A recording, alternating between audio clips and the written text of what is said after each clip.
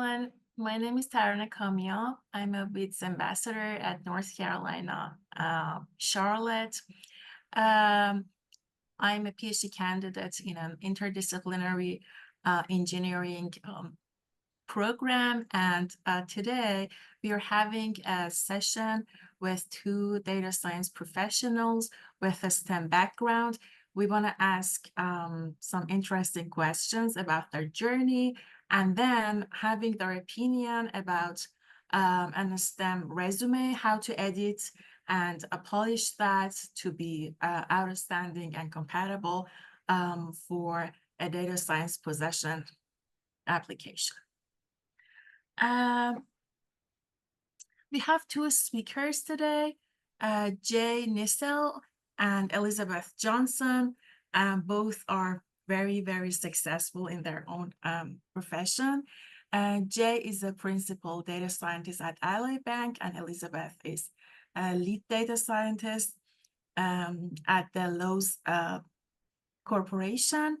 I'd like to ask Jie to tell us about her journey, her background and skill sets and discipline of her PhD, and then the skill sets that were required for her first data science possession and the disciplines that she switched to. Thank you, Tara. So for me, I studied at Georgia State University and have my PhD in bioinformatics, not about like data science as we have like in programs. It's in bioinformatics, more about like mathematical modeling of the actual neural networks and trying to understand the dynamics of it. So with that subject I studied, when I switched to my first role as data scientist, I did some intern at the Norfolk Southern transportational company, and I also worked at the Climate Corporation as data scientist, and I got my first full-time job at Bank of America as the data scientist, more like quantitative finance analyst. In the area of anti-money laundering. So it's not much related to the discipline I studied, but I think what helps to transit is the independent thinking and the research skills, and with open-minded the mindset. Great. And Elizabeth, can we hear about your journey? Okay, so I actually started out in biology, kind of similar to Jie. I was in a computational immunology laboratory, but I was also in a scalable computing fellowship sponsored by the NSF, and they really wanted biologists to get in gear and learn more about computing, particularly large supercomputing. I got most of my computing training at the National Institute of Computational Science. So when I entered the workforce, I took most of my background from my PhD, which was in more temporal series time forecasting and optimization, and applied it to impact analysis for a green energy consultation firm. So basically, I was just trying to make forecasts under different scenarios to kind of figure out what scenarios would save states and utility companies kind of the most money, and hopefully save the environment. I think they were mostly concerned about saving money personally, but there you are. So eventually I transitioned over to Lowe's, where I also did forecasting, more demand forecasting. And then eventually I moved into computer vision. I picked up a lot of PyTorch skills along the way. And I think that is kind of the biggest skill set change that I had moving from academia to industry, was that I had picked up a machine learning framework and really became fluent and comfortable with it. And I think that's, if you're going to be in industry now, I think that's a really important skill to pick up in the field of data science, just having a machine learning framework that you have some comfort with. Great. Thank you so much. And I want to start from the first questions that we collected through the questionnaire. Elizabeth, how can someone effectively showcase their STEM background and be a competitive and outstanding candidate in the pool of data science applicants? when applying for data science roles, especially specifically from other disciplines we are talking about?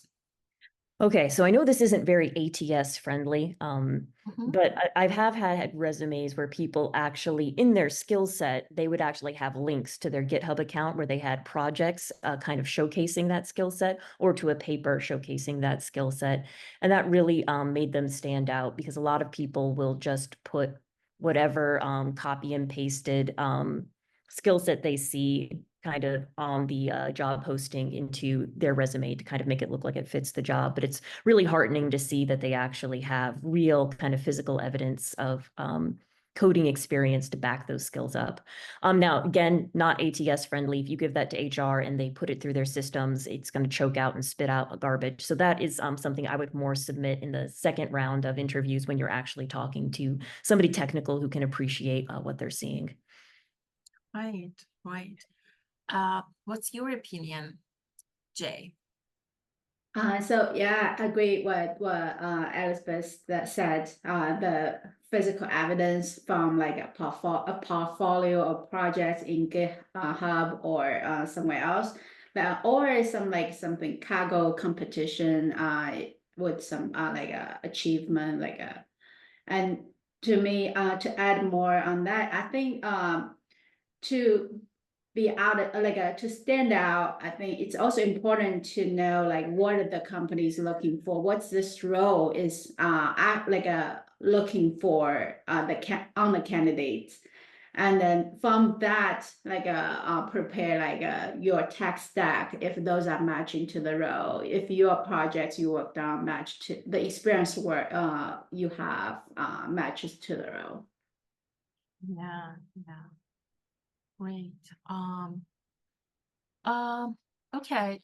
Next question is, what are the key qualities or attributes that you believe make someone successful in data science? So I think that first of all is the problem solving skill. So like the first question we always want to have is, what's the problem we're looking at?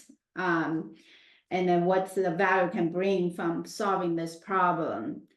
And then with that, I want to have the strong analytical skills to back up to solve the problem.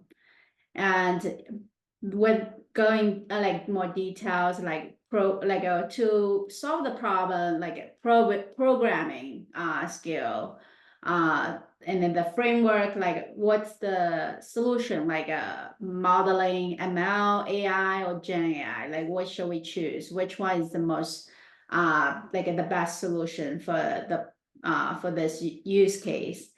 And the next, I think mostly to the domain expertise. So it's like as we get into the field more and more, we'll have more knowledge, like actually particular to this kind of domain, like agriculture or climate.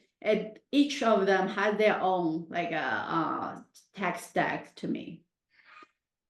Okay, great. And it brings us another question about this, but I keep it later for later. You talked about changing the discipline and getting some new knowledge. I keep that for later. And Elizabeth, what are the key qualities and attributes for a data science role, in your opinion? Well, just to echo Jie, again, that problem-solving component, we are called data scientists, not data engineers. We're not software developers. Sometimes the problems we're handed are not so cut and dried. We have to show a lot of creativity and not necessarily be brave and go out there and try a couple of things before they work. And so that can be a little scary. So you just need to have kind of a problem-solving mindset.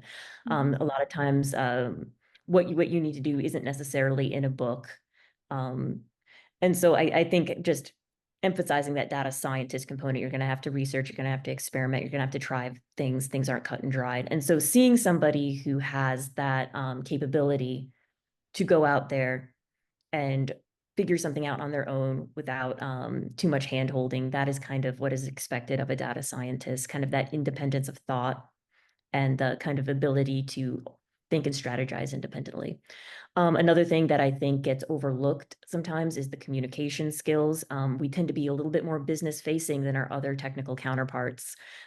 Typically, out of the software developers, I'm in a fully stacked team with front-end developers, data engineers, software developers. But when they need to bring in a technical person to talk to the business, they almost always choose the data scientist. So a lot of times you are also acting as somewhat of a technical translator, kind of helping the business understand what is going on the team and what you can and cannot accomplish. And that is also very important. They will come up with incredibly crazy asks for the teams, and it is your responsibility as the technical person in the room to come to sometimes say, you know, that is possible, that is not possible within these timelines, or we would need these sort of resources in order to deliver within this quarter. And you need to be able to do that well without offending anyone. So again, some soft skills there that aren't necessarily as critical for other adjacent technical roles. Great, interesting. So having the interpretation skill is so very important at this role.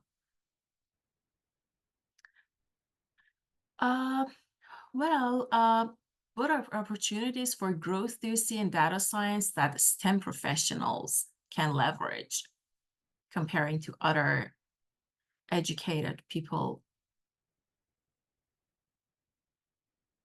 Elizabeth, can you? So what opportunities for growth do STEM professionals have over other professionals? Well, I think just kind of having a strong math background, which is what comes with a STEM degree, is really going to give you a leg up in the field of data science.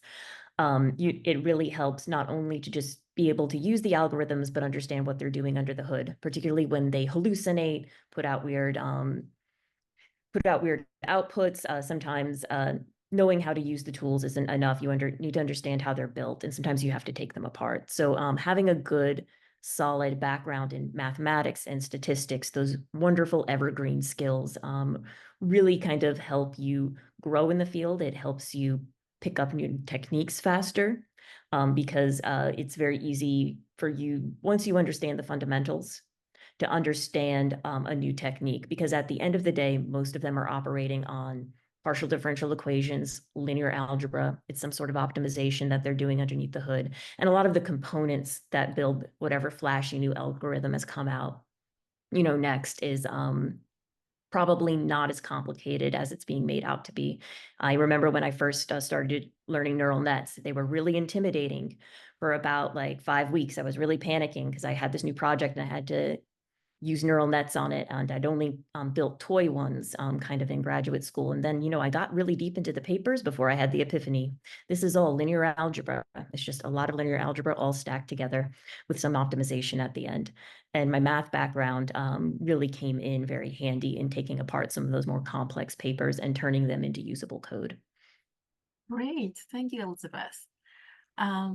Jie, can we hear about your opinion? Yeah, definitely. What Elizabeth mentioned, the math background and with solid like a foundation of solving problems with like good logic, like a how to solve problems. So through the STEM, the courses, we have that built up, and then once one of my advisors before mentioned said to me one time you can do anything actually. So if you choose you find out interest in some like area, like you can do anything from STEM. You can learn. You have the ability to learn. So I think the major thing is to find out where you're mostly interested, and from there and learn patiently, and then find the most resource, like wherever the resource you have, and then build up like the path from there. And that's what I feel like. At first, I don't know, like when I transit from a PhD to somewhere else, I don't know what exact thing I want to work on, but something like data science more broad. So I just started something I see, and I start to build up like the portfolio. And then over the time, I don't just work on one thing. So there's like different things come out, and at different role, like at the same role, it might have different topics come out. Like, so like we need to keep like learning and grow from there. Yeah, I know all of them, and the problem-solving abilities, especially at the graduate schools that we gain, and all the math and calculation background. But how can we convince the hiring team? How could you convince the hiring manager that you're the best? You was being compared to data science or I think maybe there was not data science specifically educated people, but computer science educated people. Yeah, people having those degrees. How could you convince the hiring managers? For me, if I'm the hiring manager, and I will look like through the questions I ask, and I would like look at the answers. Is this like organized?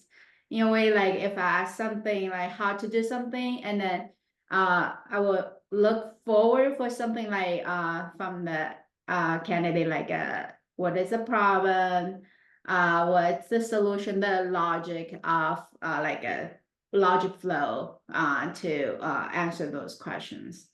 And another one is more like if it's technical wise, I would give the problem and how to solve it. It's like list out like A, B, C, D, E, F, G, like in a more the organized way.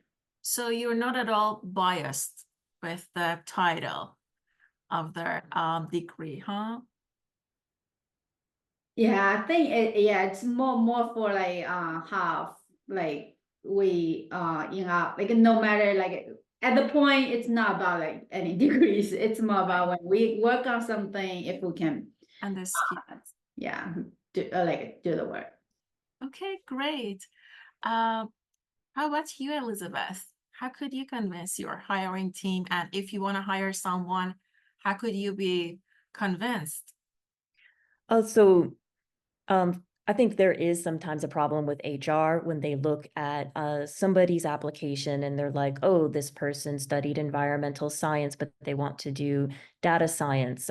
Where is the connection there? But once you actually get to people interviewing you, have some technical background. Once you bring to the forefront the technical skills and the technical kind of approaches and techniques and the computer programs and the tools that you use to solve your problems, then they're going to get a better idea of whether you're a good fit for the job or not. So HR can get a little distracted by the domain of kind of the PhD or of the master's. But I think once you get to the technical team, you can bring your skills and your tools, your toolbox to the forefront, and they should be able to very quickly assess whether you're a good fit or not for the team. But that is something to be aware of when you submit a resume. I've sometimes had a very hard time convincing a hiring manager or a boss that somebody was a good fit because their resume was very, very much field specific, and it was formatted specific to their field, and it didn't look like a data science resume. But when I actually looked at their projects, looked at kind of the techniques they had been using, I said, this is pretty much data science by another name. They have all the core skill sets. So that's just something to be aware of, is to not make your resume look like a data science resume, regardless of what domain you are from. Take some care to make sure that like when I had a biological background, but when I had one separate resume that I used to submit for computational biology jobs, and then I had another resume that I used to submit for my data science jobs. And those were two different resumes. They looked like almost like they were from different people, unless you actually looked at the skill sets and you realized that they were the same skill sets. I just phrased things differently and highlighted kind of different techniques in one versus the other. Great. Yeah. I've heard a lot about it, but in the second section of our session today, we are doing something like that on Zahra's resume. Great. Next question is that how did you adjust yourself to the new discipline at work? Because I know that you both had computational biology background. then one of you went to the bank, which is a totally different discipline, and now you, Elizabeth, are working at Lowe's, again, very different. How could you adjust and get the required knowledge in this field?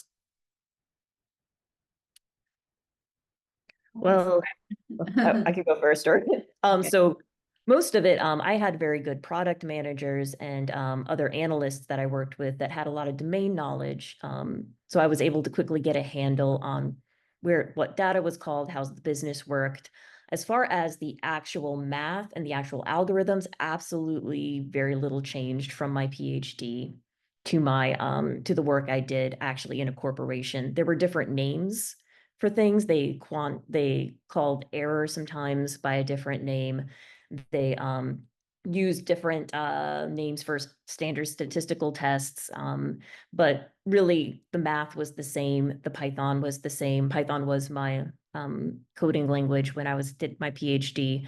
I think that really the hardest thing to adjust to is really figuring out the domain, the business you're in, and how to create insights that are interpretable. And that actually just is going to take some time for you to understand your business partners. You need to understand the company. You need to understand what's valuable, what's not valuable, and also kind of what degree you need to how to present and pitch your material so that it's understandable to your audience. And when sometimes I was overly technical and I kind of lost my audience along the way, and I learned how to reel it back. So I think that if you have a PhD in a STEM field and you've already been coding in kind of Python or a standard kind of machine learning framework, you're going to have the transition shouldn't be too rough. I think it's just going to be getting a handle on your domain and figuring out the new language, what is valuable, what's not, and making good kind of business contacts that can guide you along the way. Interesting. How about you? Yeah. As I was Beth mentioned, so if it's like a totally different domain, like as we talk about like agriculture, finance, or retail, I think the first best resource is talk to the product manager or the business side, and then keep asking questions. If at any like you don't know anything, just keep asking them to figure out like what is actually the problem we're solving and what the data scientists can help for their use case. And another one, I think from the soft skill wise, I think it's important to have like a positive mindset. Like when we have new, like maybe they want to try different tech, like for example, they want to have build some UI with different like language or different like a stack. So like keep positive, open-minded, like yeah, we can learn, maybe take 1 week or 2 weeks to learn, but you're gonna learn new thing and a new skill sets, and then it will work eventually. And I heard that, yeah, one saying is that the change is norm. So there's always change, and be positive of like those what comes. Thank you, Jay.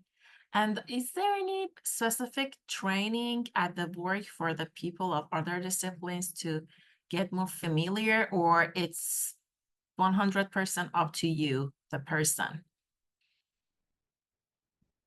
No, yeah, it's pretty sink or swim. I mean, when you're in a new job, it would be nice if they had maybe a little bit more onboarding to help you understand your kind of area of business. But no, mostly I feel like if you want to deliver actionable insights to the business, you just need to sit down and talk with your business partners. And that is, and some people did that and some people did not. And I tend to notice that the people who put in the effort to educate themselves did much better, and their projects did much better. Great. The next question is that how can someone with the STEM background grow in the new discipline after transitioning to data science? Jay, would you please? Mm-hmm. Yeah, so to grow in the new discipline after the transition, first, like I think it's always we want to learn. Like always, like for me, I still every day I want to learn new things. This like the tech change so fast, and then active learning and ask. I like be more proactive. Like using like don't be shy of like set up a one-ones. Just going and set up one-ones for like any related part, especially the business side, product managers, and then whoever like tech side you're working with. So everyone can bring more like knowledge for you to learn, so you can learn faster with the first-hand information in the team. And I think another thing is like keep reactive active like in what's happening in the industry. To me, like when we are working on something, we might just like in this scope, but like I think it's always good to have more broad view, like what's actually happening outside of this company, and actually those can bring more into your current like work. That's my intake. Thank you. Thank you. What was your strategy, Elizabeth? Well, just to kind of re-emphasize, I think something Jay said, it really takes all the running in the world to stay in the same place in data science. I mean, there's always new techniques coming out. There's always new frameworks, just new things to learn. Things shift within the business as well. You can get reorged, and then you've got to relearn everything about your particular area of business all over again. So definitely, I always feel like technically when I'm kind of working with a difficult technical problem, I think the best person to talk to is the last person who worked on that technical problem. And you can't be too proud of if the last person who worked on the problem was an analyst and they are the person who best understands that problem. You should sit down and let them teach you what they know. And I think a lot of people, because they have PhDs and because they have, oh, I am a senior, I'm a lead, or whatever, they get too proud to kind of ask for help sometimes. And you will need to ask for help. No one knows everything. I've also found Coursera, other kind of online resources, really nice just to keep up to speed. So usually once a quarter, I am just doing one course, a few hours a week, just to kind of keep current, keep my skills sharp, keep them expanding. So a lot of different strategies, both internal to work and external as well. And can I add 2 more points?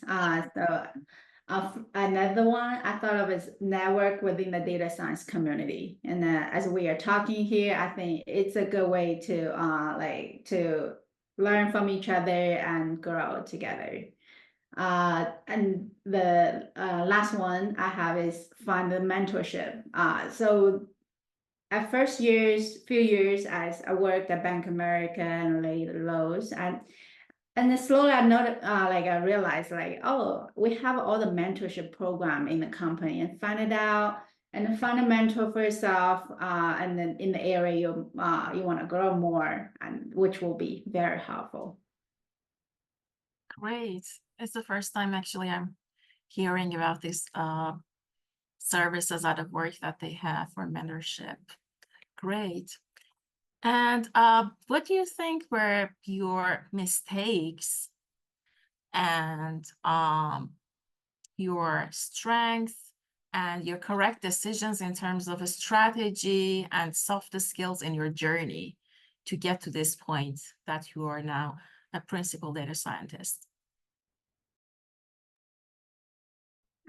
Mistakes. I think first I already mentioned the mentor thing. So before I haven't done it, and then I'm start to like find myself mentor, and I'm also mentoring others too. And I feel this is really helpful to to share the knowledge of the path.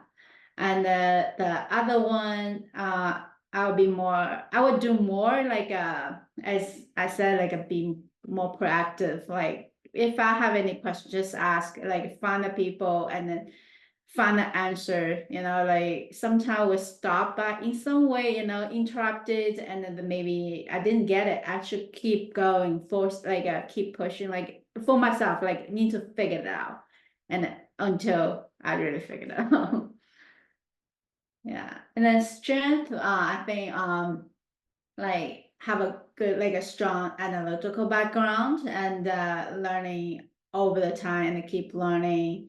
And the third I have is like to pay attention to details.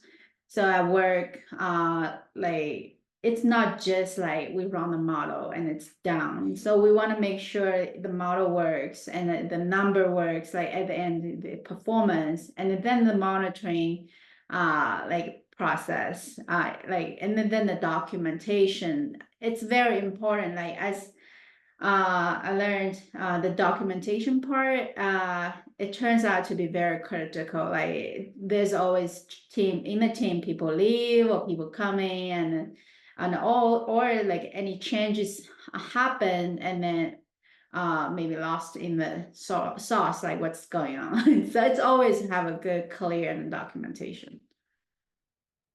Thank you for sharing them. How about you, Elizabeth? Did you have any specific mistakes that if you go back, you don't repeat that? Or what was a good strategy that really helped you? Or the soft skills that I know that you are great at it. Some better than others.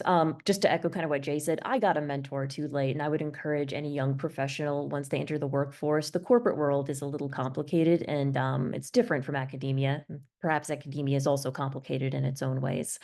But having a mentor earlier in the process would have been more beneficial to me. And I think also, I think one thing that I've learned in the corporate world is to not start a data science project or agree to delivering anything until there's been a data quality survey of the data itself, and you've made sure that the data is actually there. And you might say that's crazy, who would greenlight a project if the data wasn't there? And the answer is any business partner. So it is up to you to make sure that the project is technically feasible before any deliverables are agreed to. And you kind of need to hold the line there.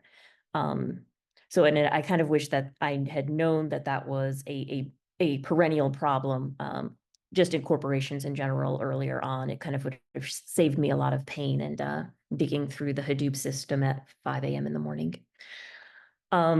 But yeah, so I would definitely say get a mentor early, and really make sure that you do kind of a 5-point health inspection of any new project you're handed, and you make sure that it's feasible before your product manager or your manager starts promising other people in the business things. And what about the strengths and good strategy that you had? Okay, so do everything that I didn't do in my first year. Inspect the data and get a mentor. Okay. Yeah, I can add on that, like it's like a data science project when it comes, it's always good to ask, like if we have the data, if we have the right data for the project to go to be feasible to work on. And then we don't want to overpromise, like say, hey, we don't want to always give like the good news that actually we cannot do it actually. So sometimes it's better to say no, or it doesn't work. So we just deliver it as early as we can, like fail as fast as you can, and then we can move on to the next. Yeah. So good points. And as a final question, what is your biggest advice to someone that is in a STEM field and is thinking about transitioning to the data science? Jie, please. Like to me, just don't worry too much. Like if the role, like you look at the resume, look at the job, you applied it, it feels not sad that we get rejected, but it like maybe it's just not meant for you. There's something better meant for you. There like a more matching in personality, more culture, and then the skill wise, something will come. and then for long run, I believe everyone will be like successful, happy, and then in a like good company. Great. I hope so, because I'm on the same stage. Uh, the same question from you, Elizabeth. What's your final advice? I think things are really competitive right now and the economy's not doing so well. So I wouldn't be too disheartened if it takes a little bit longer than you were expecting to land the job that you wanted. That being said, a lot of the people who are applying for these jobs, having interviewed, aren't very good. They're putting things on their resume that they can't actually do. And so I think that if you have a solid skill set, you're eventually going to land the job, even though it looks like there's been 100 applicants to this particular job that you really want. I guarantee you, having fielded a lot of candidates, that only 10% of them are actually have even baseline skills that are competitive. So people tend to especially since ChatGPT has come out, it's become very easy to write up new resumes or tweak things or auto apply to jobs. So we get a lot of junk. So just because you see 100 applicants have applied to a job, don't let that discourage you. I guarantee you, if you have a STEM degree or PhD, you have a much stronger skill set than most of the applicants. Thank you so much from both of you. It was really helpful and so informative. I really like this session. I think the more interesting section in the next one that Zahra is moderating, she is another WITS ambassador, and she's going to share her resume. She has a PhD in the engineering program as well, but she's interested in data science, and we like to see how we can change a STEM resume for a data science position. Thanks, Tara. I'll take it from here. And yeah, as you said, in this section, we are going to talk about my CV as an example for transitioning from STEM to data scientist positions. As you said, I earned my PhD in biological systems engineering, and I have also a master's degree in civil water resources.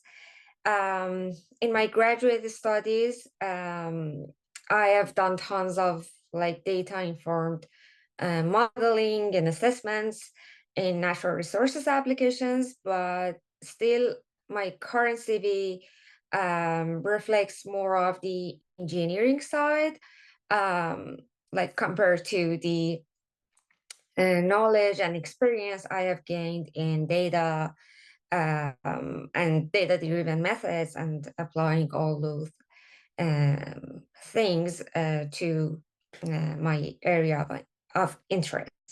So if you could please share my CV so that we can take a look at it and collect our speakers' opinions on it.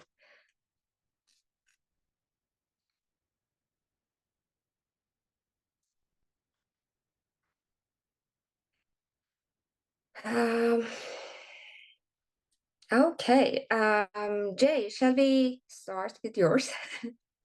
Yeah, definitely very strong background and like solid, like a lot of work you have done in the research and professional experience.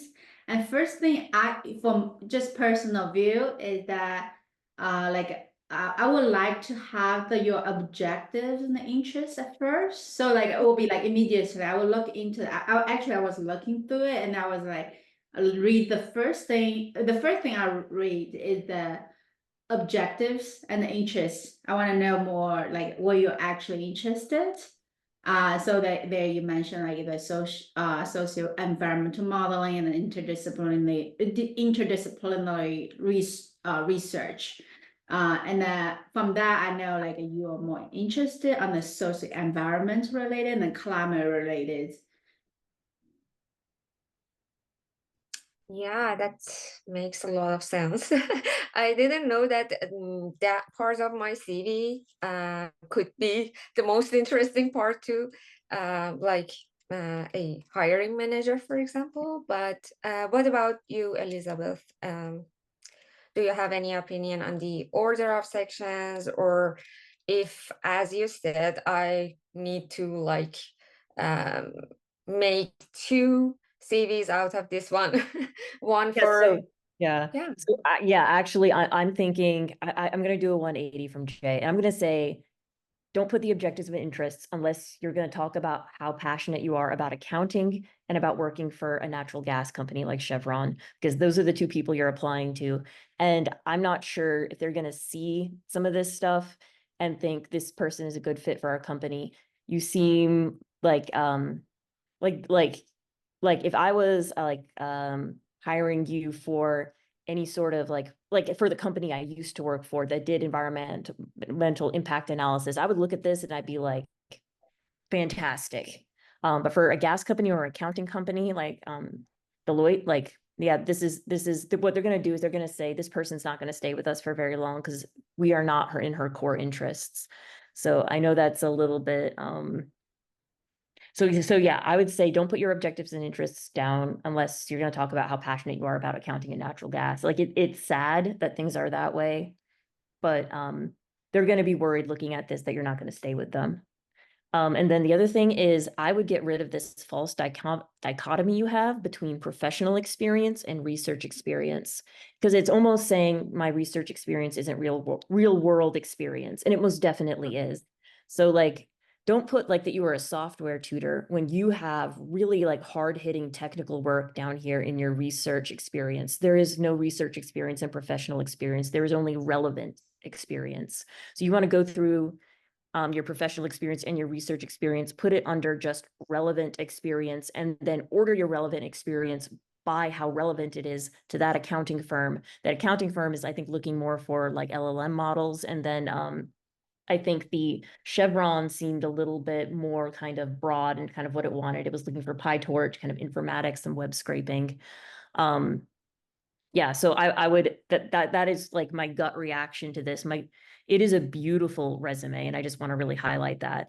But I'm just wondering if it is the resume that will land you at the job at the accounting firm and the gas company.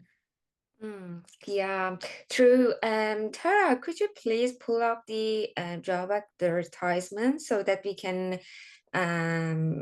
review them together? We picked up two job announcements to see how, for example, this resume could stand out in the applicants pool for those, and yeah, to then figure out how to change it to better be a good fit for those positions. Sure. I'm going to share them to you.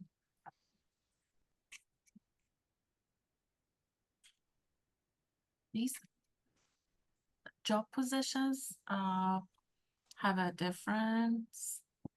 One of them has actually most of the requirements of this job was in the resume, but the other one, the applicant has less requirements of the posted job. So we want to see what is the chance of each of them. Yeah, as you're opening on the job post, I think like for me, usually when we submit the resume, we can add this a little bit to like think about like there's what they required, what you have, and add those more clearly in the resume. Make like adjust it per the job post so it can stand out like, hey, I have all those skills actually check mark. And it's important to use the same terms as well. I know some applicant tracking systems will actually throw out resumes if they're not scanning like a certain requisite number of skill words, not to make the ATS system the big boogeyman here, but it does happen. Yeah, so what I'm hearing is that every STEM person passionate about data scientist positions should like adjust their CV to the specific job position they are applying for. Okay, that's a lot of work. It is, but it will help your resume stand out from everybody else who is not doing that. So I would say instead of just kind of spraying your resume out like a shotgun style, I mean, more targeted. Yeah, and as Elizabeth mentioned, like for the Deloitte, the senior data scientist, GPS, government, and the public service one, I think the critical piece is like they want to develop and design large language model, and then I think good to show like if you have some similar projects and you can add those and move up to like maybe first few projects you have, and then. I think that's important skill set they're looking for.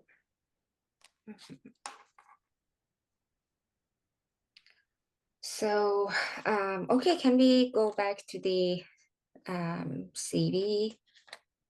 I have another question about the like detailed section on the research, for example, what I did in my PhD, and because it's in my own discipline, not, for example, the one that the hiring management could have. So is it going to be more of a show off to just put something that cannot be that like catchy or understandable for a hiring manager, or it can be like, is there any better way to make it more like understandable for them? Are you talking about the skills section? The research part, publications, and explaining my projects in my PhD program, for example. I would take your research experience and your professional experience and just merge them under one heading, which is relevant experience, and then try to recast what you have done in terms that make it clear that you could do a lot of the tasks they've outlined in this job. So like, just because you did research and you published it, it was still on real data. And then you published it, so other people are finding it useful. So I would highlight the fact that like you've done real work with real data, and I would almost get rid of the kind of research experience part and the professional experience and just like merge them. What do you think, Jay? What's your gut telling you about? Yeah, I feel the same way. And for actually, when I look at the resume, the Tara, can we go back to the resume? Elizabeth mentioned that the professional experience and the research experience, I think it can organize it in a way like more for like actual projects you have done.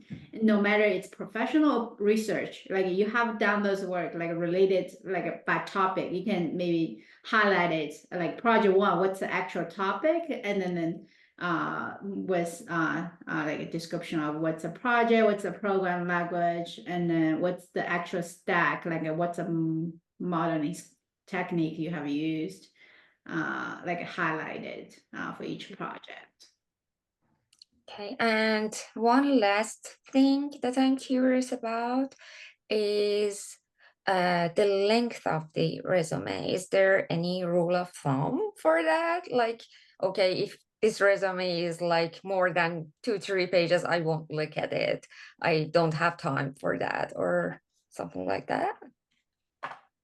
I would be aware that an HR person might only get a page in, so whatever's most important for them to see needs to be on that first page.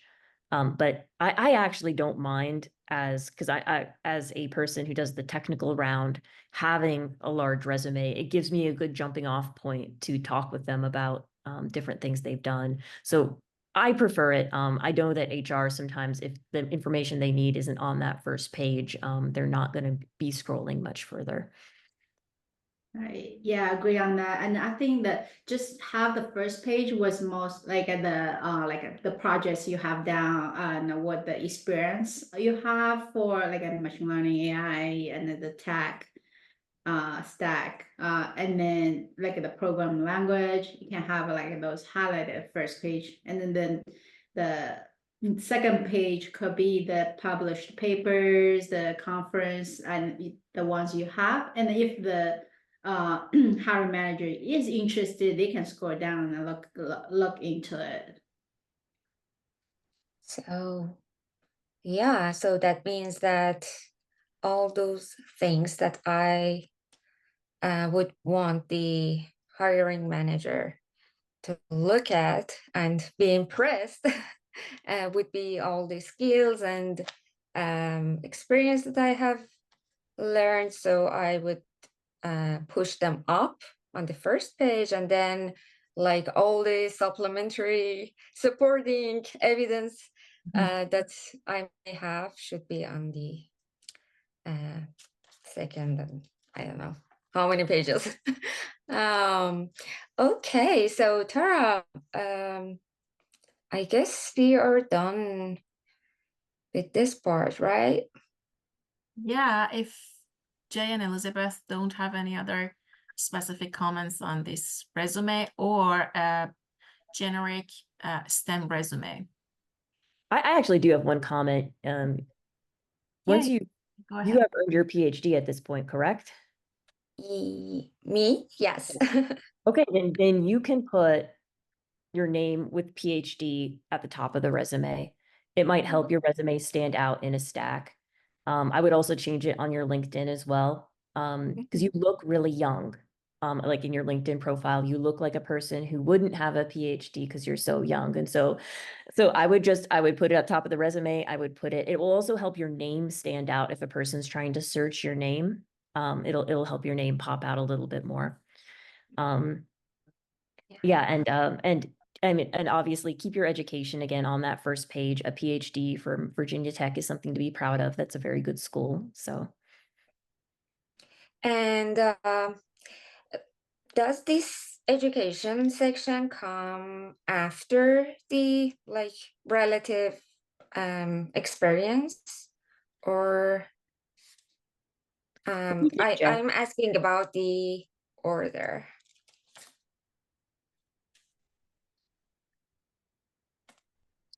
I would almost be tempted to put the education at the top because that is you're well credentialed. It's kind of what really shines about your resume.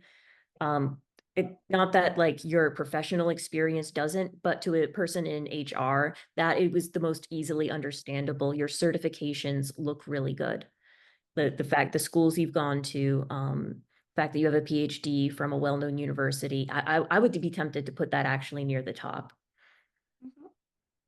Right, because that's that very valuable piece. I think the roles will consider.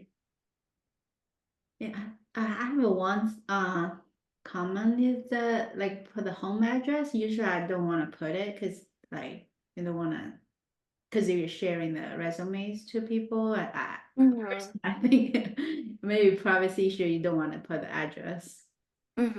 So if you're interviewing for jobs in San Diego, I would keep the fact that you're in San Diego because sometimes it's kind of nice for them to know they don't have to pay for a relocation package, or like if you're applying for a job that's not in San Diego, maybe get rid of the San Diego. Like I don't know.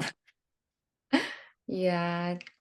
Thank you so much for your like very helpful feedback, because I have collected some people's opinion on my CV before, and yeah, some of opinions are usually like just typical, and some others always say, "Oh, you look good, your CV looks good," and so thank you so much for your honest opinion. And also thanks for joining us today for this WITS workshop. And yeah, Tara, do you want to add anything? No, thank you. It was great. The second part was my favorite. A lot, Jay and Elizabeth. I know that you are very busy. And thanks, Amy, that was so flexible with us for the recording Thank you session, very much. Yeah, everything, the time and everything. appreciate And it. thanks, Zahra, for having this session together. Sure. It was a really nice experience for me today. Yeah, same. Thanks.